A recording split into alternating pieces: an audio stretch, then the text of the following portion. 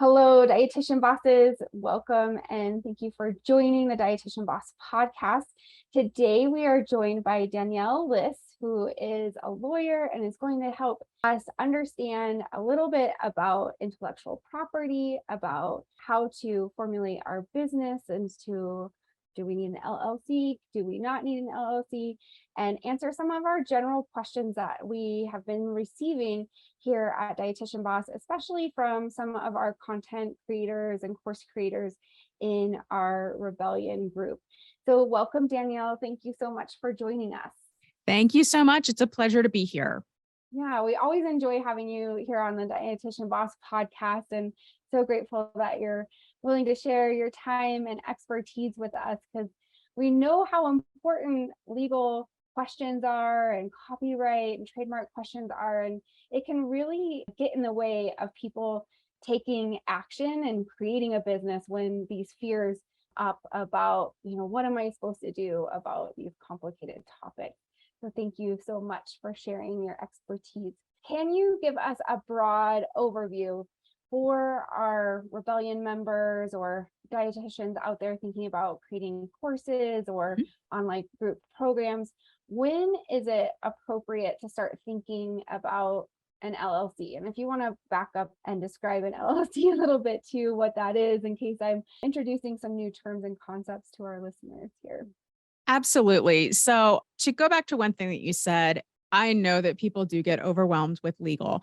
Don't let it be a hang up. It is one of those things where it is an unknown. It can be very scary, but there is a lot of information out there that can hopefully this podcast will be part of that can help it seem a little less overwhelming. Okay, so let's dive in for LLCs. An LLC stands for Limited Liability Company. It is a company that you can form. It's less complicated than forming a corporation, but it gives you protection from personal liability. And that's usually what most people are looking for, so that their business is treated separately from themselves. So that way the business is its own entity. It has its own liabilities, and it can help to protect your personal assets if something were to go wrong. So when should we start considering meeting with somebody to create an LLC? I think you should create an LLC like as soon as you're starting your business. That's my personal opinion, but I am also maybe a little more risk averse than some. I think it can also depend on where you are in your career. If you have built up a lot of assets and you want to make sure that everything is protected, an LLC is absolutely something that you are going to want to start. I think that for a lot of folks in your audience, the dietitian bosses, you are in many cases a licensed professional. So you want to make sure that you are protecting yourself. And so that's why I think an LLC can be really important. And typically they are fairly simple to set up. Usually it's going to be in whatever state you live in. Go to your Secretary of State website. Most of the time you can file everything right online. So it can be relatively easy. And is it expensive to start an LLC? Are there any downsides to this process?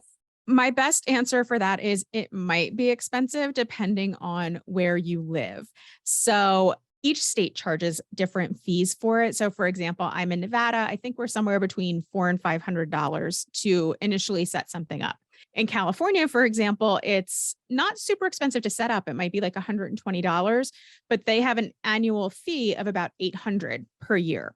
So for a lot of folks, it's when you are starting to make money or when you are getting ready to put products out there that are going to start generating profit for you, that you really want to consider whether or not that makes sense for you. And just check your local Secretary of State, and you can typically find whatever the fees are going to be for you. Great. That's such great advice. And do we need a lawyer to establish an LLC? Or you mentioned that we could go online and file. Is this something we can do ourselves? What kind of professionals do we need involved in this process? Honestly, I think it's something that you can file yourself as long as you're comfortable doing it. If it's going to make you procrastinate the idea of doing it yourself, then I want you to go to somebody else who can do it. Sometimes I know accountants offer it as a service. Otherwise, you can usually go to a lawyer. I think there's other companies that do just LLC formation. So they may be an option for you as well. If you're going into something with a partner, then yes, I want you to use a lawyer. But if you are going to be the only person who is the owner of the LLC, it is usually something that's fairly simple to do right through the Secretary of State website. But like I said, if you go in there and you're like, I don't know what any of this means, I don't like, and you start to feel that sort of fear and hesitation, talk to somebody, talk to a lawyer, talk to whomever, and get that off your plate. You don't need to become overwhelmed by that process for sure. Yeah. And you mentioned that wise to use a lawyer if we're going into partnership with somebody else. How is that different than starting a business by ourselves as a solopreneur? I think where it's important if you have a partner is you're going to need articles or bylaws depending upon what you're setting up. So assuming that you're setting up an LLC, you're going to need an operating agreement. That is the document that governs your business and how the business is managed, the percentage that everybody gets. And the part that nobody really wants to think about is what happens if the business breaks up or somebody wants to leave, somebody wants to sell their interest. That operating agreement is going to help you figure all of that out ahead of time. And that's where I think it's really important to talk to an attorney who can help you to draft that document to make sure that everybody has the coverage that they need. Amazing. Thank you so much. I think that clears up so many questions for our dietitian bosses. And I hope that helps relieve some fear that you might have listening to this. If you're having some fear about taking that next step in creating a LLC for your business, or you're confused about that, I hope this helps you take that next step forward with confidence and with peace of mind. So we're going to switch topics here a little bit. Can you share with us about what is intellectual property? Because I think people jump forward into, oh, I need to copyright, I need to trademark this, without understanding the broader umbrella of creating intellectual property within their businesses, whether that's content, courses, handouts. We have so many different things. Can you share with us what follows under that intellectual property umbrella? Sure. Intellectual property is a really broad umbrella term for, if you will, products of the mind. So it's going to be copyright, trademarks, patents, which are inventions, and trade secrets. Usually for the type of businesses that we are looking at, and the things that you mentioned when we're talking about content and courses and handouts and downloadables, that type of thing, we're talking about two pieces, and that's copyright and trademarks. I think that sometimes they get a little bit confused. So it's really important to be able to differentiate between those.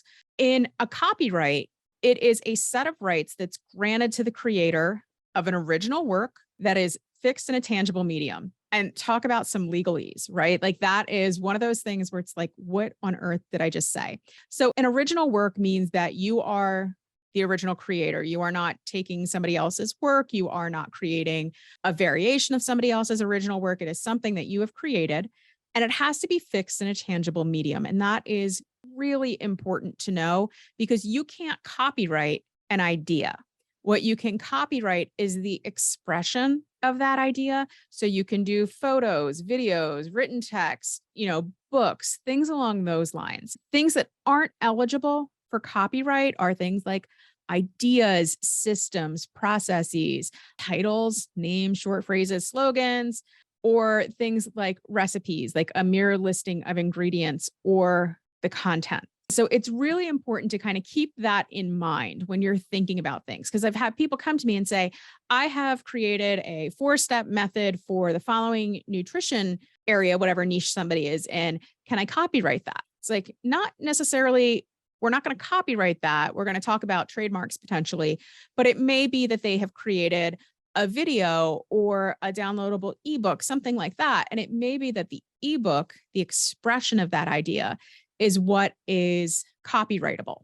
When you're a copyright owner, you get certain exclusive rights. So I like to look at, I'm a pen person. I don't know if anybody else out there is like a pen person, but I love them. I'm an office supply person totally. So let's imagine you've got your pen case with all of your favorite pens in it.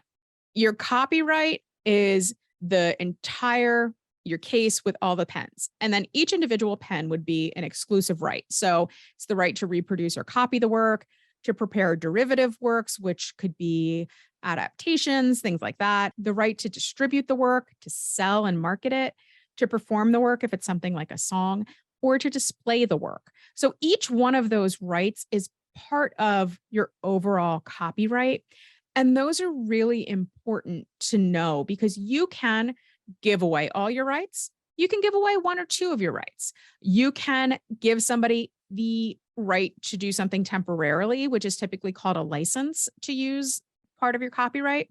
So, for example, you may have a copyright. I'm going to use the ebook example just because that's really easy. So, you may give somebody the right to resell that on their own platform.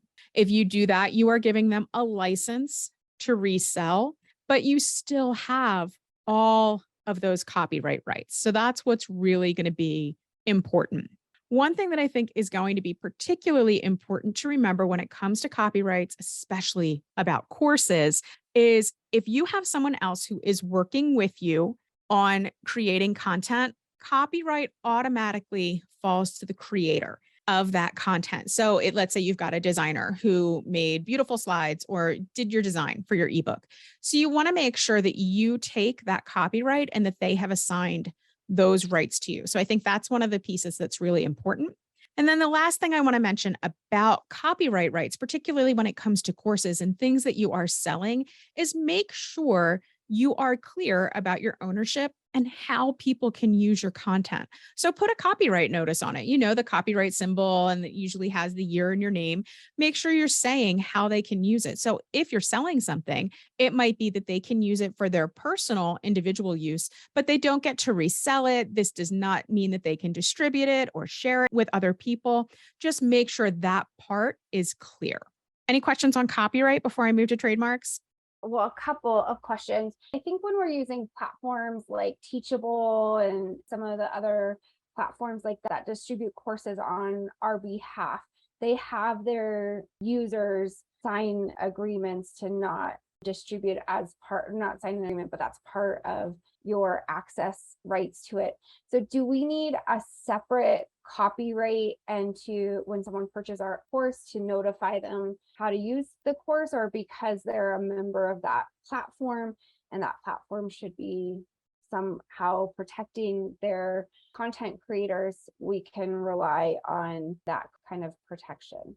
I think that's a really, really good question. And I personally think that if you are selling a product that you own, you should have terms that go along with that. So typical purchase policies, here's how you buy it. You're going to create an account. Do you offer returns? Like that type of thing. But within that, you can also say, here's how you can use the content. Here's your license to use that. So I think that's a really important thing for the person who owns that content to include so that it's clear and it's set out in those terms. Thank you for that. Really, really important. So yeah, tell us the difference about trademark and copyright and how we can pursue trademarking our business, our brand. Absolutely. So unlike a copyright, which protects, as I said, the expression of the idea, a trademark is something that represents your brand in commerce. It's something that consumers associate with your products. So it can be a service mark to represent your service. It can be a name. It can be anything that represents you. So I think that you can think of it as a symbol. I like to pick on Nike because I think everybody knows Nike at this point. So the word Nike would be their company name. That's something that they've got trademarked. Phrases like just do it, which has become such a well-known tagline, that is a trademark for them. The swoosh symbol, that is a trademark for them.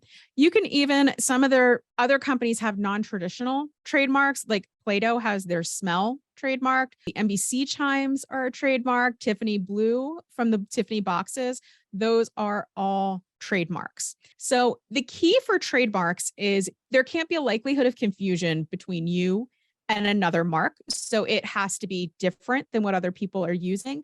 And your mark has to be distinctive. So you couldn't call something like weight loss program and expect to get a trademark on it. That's just not distinctive. That is really there to talk about exactly what it is, right? So you have to have something that's a little bit more, the term fanciful, which is like made up words, which they love. So think of Xerox for that. Think of Apple for a computer. You don't think of Apple for a computer, except now we do, right? Or it can be suggestive. It just can't be overly descriptive. Then you can file for the trademark with the trademark office. And from there, you get to use the registration mark. And that mark really does become your exclusive show to consumers that it is yours. It represents your brand in the stream of commerce. What's really important to know is when you are getting ready to launch something, please make sure you're looking at the trademark office website. Do a quick search and make sure that you are not, that somebody else isn't already using it, because I promise it's a lot easier to have something unique for yourself that might be trademarkable and to not get a cease and desist after the fact. And I'll give you the link. It's tmsearch.uspto.gov. I'll send that to you. So that way you can put it in the show notes. It's fairly easy to just go in and take a quick look just to make sure no one else is using it when you're thinking about those names. Thank you so much for adding that, because it's, as creators, we want our content and our creations to be respected. And we also want to be respectful and not step on other creators' toes out there, or get a letter saying that we owe somebody a bunch of money because we infringed on their trademark. So thank you so much for that. Is there any last thoughts that you have on these two topics for our dietitian bosses? No, my only thing is just, again, don't get overwhelmed. If you have questions on it, that is the best time to reach out to a lawyer and say, I want to make sure I completely understand where I am going with this, and we can answer your questions. And it's important, but again, don't let it become completely overwhelming so that it makes it so that you won't take action in your business. Well, thank you so much for adding your expertise and sharing with us how we can create our businesses in a way that our assets are protected, our intellectual property is protected, and that we're not crossing boundaries into other people's protected intellectual property. That makes us really great business owners and entrepreneurs, and we always appreciate your advice. If you have questions on this content, on trademarking, copyright, intellectual property, LLC, this is what we cover for our Rebellion members. And you're also welcome to post in our social media or below this podcast page any questions that you have, because we're here to support you moving forward as a dietitian boss, moving your business to reach more people and support more people. Thank you so much for tuning in, and we'll see you in the next episode.